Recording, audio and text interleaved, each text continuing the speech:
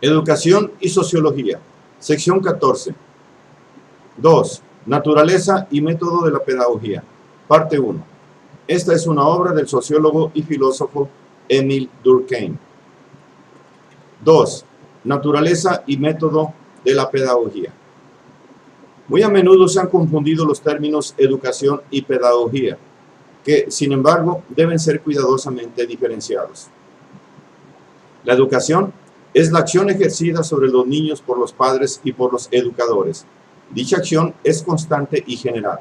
No hay ningún periodo en la vida social, no hay siquiera, por así decirlo, ningún momento en el curso del día en que las jóvenes generaciones no estén en contacto con sus mayores, ni en el que, consecuentemente, no estén sometidos por parte de estos a una influencia educadora, pues esa influencia no se hace sentir solamente durante los muy breves instantes en que padres y educadores comunican de forma consciente y por medio de una enseñanza propiamente dicha los resultados de su experiencia a los que toman el relevo. Existe una educación inconsciente que no cesa jamás, a través de nuestro ejemplo, de las palabras que pronunciamos, de los actos que realizamos. Estamos configurando de una manera constante el alma de nuestros hijos. Otra cosa muy distinta sucede con la pedagogía. Esta consiste no en actos, sino en teorías. Esas teorías son formas de concebir la educación. En ningún caso, maneras de llevarlas a cabo. A veces, incluso, se diferencian de las prácticas en uso hasta el extremo de entrar en franca oposición con ellas. La pedagogía de Rabelais, la de Rousseau o la de Pestalozzi están en oposición con la educación impartida en sus respectivas épocas. De donde se desprende que la educación no es más que la materia de la pedagogía. Esta última estriba en una determinada forma de pensar respecto a los elementos de la educación. Esto es lo que hace que la pedagogía, cuando menos en el pasado, es intermitente, en tanto que la educación es continua. Hay pueblos que no han tenido una pedagogía propiamente dicha. Esta, incluso, no hace su aparición hasta una época relativamente moderna. En Grecia, no hace acto de presencia hasta después de la época de Pendes, con Platón, Jenofonte y Aristóteles. En Roma, apenas sí ha existido. En las sociedades cristianas, es tan solo en el curso del siglo XVI que produce obras de importancia. El auge que cobró por aquel entonces menguó durante el siglo siguiente, para resurgir con toda pujanza durante el siglo XVIII. Y es que el hombre no reflexiona siempre, sino tan solo cuando esa necesidad se hace sentir, y las condiciones para la reflexión no son siempre y en todas partes propicias. Una vez sentadas estas premisas, nos es menester buscar cuáles son las características de la reflexión pedagógica y la de sus frutos. ¿Acaso deberían verse en ellas doctrinas puramente científicas y debería decirse de la pedagogía que es una ciencia, la ciencia de la educación? ¿O acaso convendría darle otro nombre? Y en tal caso, ¿cuál? La naturaleza del método pedagógico será interpretada de muy diferente manera según la respuesta que se dará a esta interrogante. 1. Que las cosas de la educación, consideradas bajo determinado punto de vista, pueden hacer el objeto de una disciplina que presenta todas las características de las demás disciplinas científicas. Esto es, ante todo, lo que resulta fácil de mostrar. Efectivamente, para que se pueda dar el nombre de ciencia a un conjunto de estudios, es necesario y suficiente que presenten estos los caracteres siguientes. 1. Deben referirse a hechos sentados, consumados, sometidos a observación. Una ciencia, en efecto, se define por su objeto. Supone, por consiguiente, que ese objeto existe, que se le puede mostrar con el dedo, en cierta manera, señalar el puesto que ocupa en el conjunto de la realidad. 2. Es necesario que dichos hechos presenten entre sí la suficiente homogeneidad como para poder ser clasificados en una misma categoría. Caso de que fuesen irreductibles los unos a los otros, habría no una ciencia, sino tantas ciencias diferentes como especies distintas de cosas hubiese por estudiar. Ocurre muy a menudo las ciencias que están en embrión y en vías de formación de abarcar, de forma harto confusa, una pluralidad de objetos diferentes. Este es el caso, por ejemplo, de la geografía, de la antropología, etc. Pero este estado de cosas no constituye más que una fase transitoria en el desarrollo de las ciencias. 3. Finalmente, dichos hechos, la ciencia los estudia para conocerlos, y solamente para conocerlos, de forma puramente desinteresada. Nos servimos adrede de ese término, algo general e impreciso de conocer, sin precisar más ampliamente en qué puede consistir el conocimiento llamado científico. Poco importa, en efecto, que el sabio se aplique a constituir tipos antes que a distribuir leyes, que se limite a describir, o bien que trate de explicar. La ciencia empieza en cuanto el saber, sea cual sea este, es investigado por sí mismo.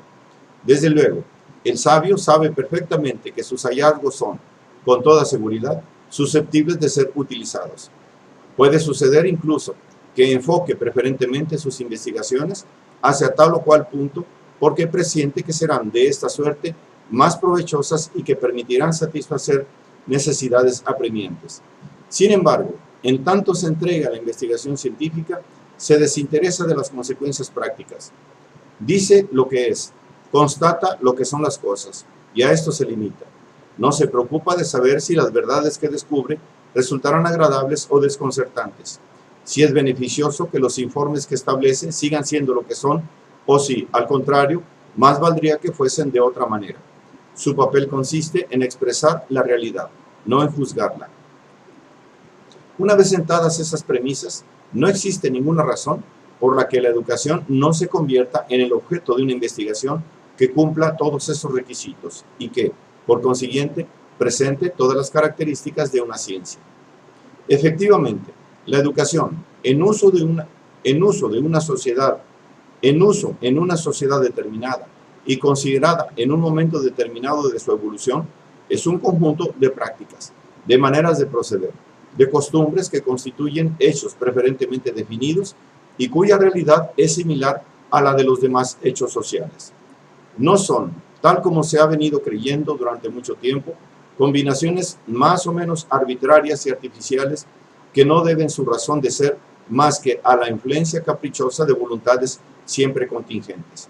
Constituyen, muy al contrario, auténticas instituciones sociales. No hay hombre que pueda conseguir que una sociedad tenga, en un momento dado, otro sistema educacional que aquel que está implicado en su estructura, como tampoco le es factible a un organismo vivo tener otros órganos y otras funciones que aquellas que vienen implicadas en su constitución. Si a todas las razones ya aducidas en apoyo de ese concepto resulta necesario añadir otras, basta con tomar conciencia de la fuerza imperiosa con la que esas prácticas se imponen a nosotros. Es del todo vano creer que educamos a nuestros hijos según nuestros deseos. Nos vemos impelidos a seguir las reglas que imperan en el medio social en el cual nos desenvolvemos. La opinión nos la impone, y la opinión constituye una fuerza moral cuyo poder constrictivo no es menor que el de las fuerzas físicas. Usos y costumbres a los que presta su autoridad quedan, por ese mismo hecho, sustraídos, en gran medida, a la acción de los individuos. Claro está que nos es factible infringirlos, pero entonces las fuerzas morales contra las que nos sublevamos de esta guisa se vuelven en nuestra contra, y es evidente que dada su superioridad resultaríamos vencidos.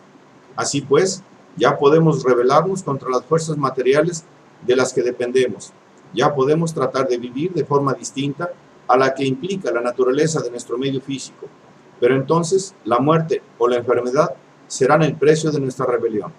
De igual forma, nos vemos sumidos en una atmósfera de ideas y de sentimientos colectivos que no nos es posible modificar a nuestro antojo.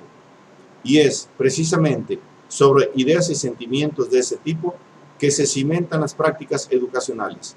Son, por consiguiente, cosas distintas de nosotros, puesto que nos resisten, realidades que tienen de por sí una naturaleza definida, sentada, que se impone a nosotros. Por lo tanto, puede resultar instructivo observarla, tratar de conocerla, con el único fin de conocerla. Por otra parte, todas las prácticas educacionales, sean cuales puedan ser estas, cualesquiera que sean las diferencias existentes entre ellas, poseen en común un carácter esencial. Resultan todas ellas de la acción ejercida por una generación sobre la siguiente con vistas a adaptar a esta última al medio social en el cual está destinada a vivir. Así pues, todas ellas vienen a ser modalidades diferentes de esa relación fundamental. Consecuentemente, son hechos de una misma especie, competen a una misma categoría lógica, por tanto, pueden ser el objeto de una sola y misma ciencia, que sería la ciencia de la educación. No resulta imposible señalar desde ahora mismo, con el único fin de precisar las ideas, algunos de los principales problemas que dicha ciencia debería tratar. Las prácticas educacionales no son hechos aislados los unos de los otros, sino que, por una misma sociedad, están ligadas en un mismo sistema, todas cuyas partes concurren hacia un mismo fin. Y este es el sistema de educación propio de ese país y de esa época. Cada pueblo tiene el suyo, al igual que tiene su sistema moral, religioso, económico, etc. Pero, por otra parte, los pueblos de una misma especie, o sea, pueblos que se asemejan en los caracteres esenciales de su constitución, deben seguir sistemas de educación comparables entre sí. Las similitudes que presenta su organización general deben necesariamente implicar otras de igual importancia dentro de su organización educacional. Consiguientemente, es perfectamente factible, por comparación, evidenciando las analogías y eliminando las diferencias, constituir los tipos genéricos de educación que corresponden a las distintas clases de sociedades. Por ejemplo, bajo el régimen tribal, la característica esencial de la educación es el ser difusa. Es impartida a todos los miembros del clan indistintamente. No existen maestros designados ni encargados especiales cuya misión es la formación de la juventud. Son todos los ancianos. Es el conjunto de las generaciones anteriores quienes desempeñan ese papel. Todo lo más que puede suceder es que para determinadas enseñanzas particularmente fundamentales, ciertos ancianos son más especialmente aptos. En otras sociedades más evolucionadas, esta difusión está llegando a su fin, o por lo menos se va atenuando. La educación se concentra en manos de funcionarios especializados. En la India y en Egipto son los sacerdotes los encargados de asumir esa función. La educación, en este caso, es atributo del poder sacerdotal, y esa primera característica diferencial conduce a otras. Cuando la vida religiosa, en vez de seguir ella misma totalmente difusa, tal como lo es en su origen, se crea un órgano especial encargado de dirigirla y de administrarla. Es decir, cuando se forma una clase o casta sacerdotal, lo que la religión encierra de específicamente especulativo e intelectual, experimenta un desarrollo hasta aquel entonces completamente desconocido. Es dentro de esos ámbitos sacerdotales que aparecieron los primeros prodromos, las formas primitivas y rudimentarias de la ciencia, astronomía, matemática, cosmología. Es un hecho del cual Comte se había percatado desde hace mucho tiempo y que tiene fácil explicación. Resulta completamente natural que una organización cuyo efecto es el de concentrar en un grupo restringido todo cuanto existe, entonces de vida especulativa, estimule y desarrolle esta última. Por consiguiente, la educación ya no se limita como en un principio a inculcar al niño prácticas y a ejercitarle en determinadas maneras de proceder. Desde este mismo momento hay materia para una cierta instrucción. El sacerdote enseña los elementos de esa ciencia que están en vías de formación. Ahora bien, esa instrucción, esos conocimientos especulativos no son enseñados por sí mismos, sino en razón de los lazos que los vinculan con las creencias religiosas. Tienen un carácter sagrado, están repletos de elementos propiamente religiosos, dado que se han formado en el seno mismo de la religión y son inseparables de esta. En otros países, tal como en las ciudades griegas y latinas, la educación queda dividida en proporciones variables según las ciudades, entre el Estado y la familia. No ha lugar la casta sacerdotal, puesto que es el Estado el que queda encargado de la vida religiosa. Por consecuencia natural, dado que no tiene necesidades especulativas, que está, ante todo, orientado hacia la acción y la práctica, es al margen de él y, por lo tanto, al margen de la religión, que la ciencia surge cuando la necesidad de ésta se hace notar. Los filósofos, los sabios de Grecia, son particulares y laicos. La misma ciencia adopta prontamente una tendencia antirreligiosa. De ahí se desprende, desde el punto de vista que nos interesa, que la instrucción, ella también, en cuanto hace su aparición, reviste un carácter laico y privado. El Grammateus de Atenas es un simple ciudadano, sin ataduras oficiales y desprovisto de todo carácter religioso. Resulta baladí multiplicar esos ejemplos, los cuales no proporcionan más que un interés ilustrativo. Son suficientes para mostrar cómo, comparando sociedades de la misma especie, se podría constituir tipos de educación, al igual que se constituyen tipos de familia, de estado o de religión. Por otra parte, esa clasificación no agotaría los problemas de orden científico que pueden plantearse con respecto a la educación. No hace más que proporcionar los elementos necesarios para resolver otro, mayor aún.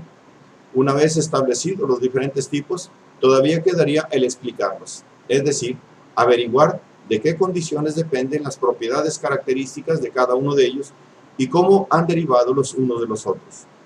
De esta guisa se obtendrían las leyes que rigen la evolución de los sistemas educacionales. Se podría columbrar entonces en qué sentido la educación se ha ido desarrollando, así como también las causas que han determinado dicho desarrollo y que lo explican.